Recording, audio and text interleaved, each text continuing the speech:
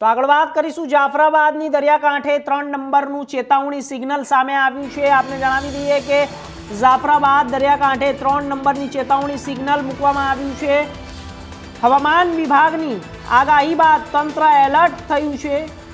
દરિયામાં સવારથી કરંટ અને ઊંચા મોજા જોવા મળી રહ્યા છે। માછીમારોને દરિયો ન ખેડવાની સૂચનાઓ આપવામાં આવી છે। દરિયાકાંઠે સાવચેતી રાખવા તંત્રની અપીલ કરવામાં આવી છે। મોટા સમાચાર છે, આપને જણાવી દઈએ કે બ્રેકિંગ ન્યૂઝ ઇન્ડિયા ન્યૂઝ ગુજરાતના માધ્યમથી જાફરાબાદ દરિયાકાંઠે 3 નંબરનું ચેતવણી સિગ્નલ હવામાન વિભાગની આગાહી બાદ તંત્ર એલર્ટ થયું છે। તો સૌથી મોટા સમાચાર છે, ઊંચા મોજા જોવા મળ્યા છે। માછીમારોને દરિયો ન ખેડવાની સૂચનાઓ આપવામાં આવી છે।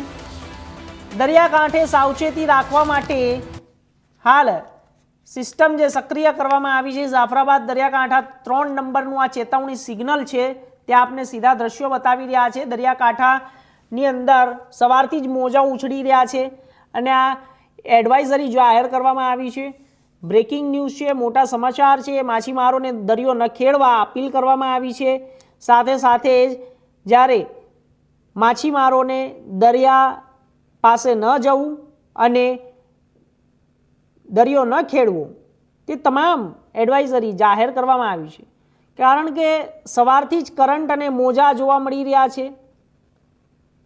ભારે વરસાદને લઈને અત્યારે હાલ જે આ એડવાઇઝરી જારી કરવામાં આવી છે તે જાહેર કરી દેતા જ તમામ માછીમારોને પણ આ સંદેશો મળી ગયો છે અને તે લોકો ટૂંક સમય માટે દરિયાની પાસે નહીં જાય, માછીમારોનું કામ નહીં કરે, દરિયો નહીં ખેડે અને દરિયામાં સવારથી જ કરંટ અને તેના મોજાઓ જોવા મળી રહ્યા છે। તેને ધ્યાનમાં રાખીને આ નિર્ણય લેવામાં આવ્યો છે। એડવાઇઝરી જાહેર કરી દેવામાં આવી છે અને સૂચનાઓ આપવામાં આવી છે અને આ સૂચનાઓ તંત્રને અપીલ સાથે છે।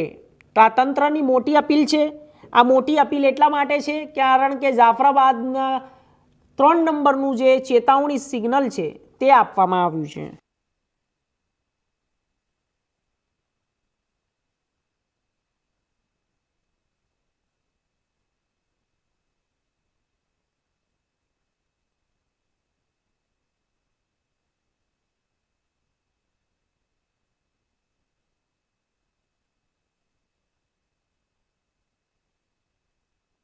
છે કે જે દરિયાકાંઠા ઉપર જે સિગ્નલ જોવા મળ્યું છે તે દરિયો ન ખેડવાની જાણકારી આપી છે, સૂચના આપી છે।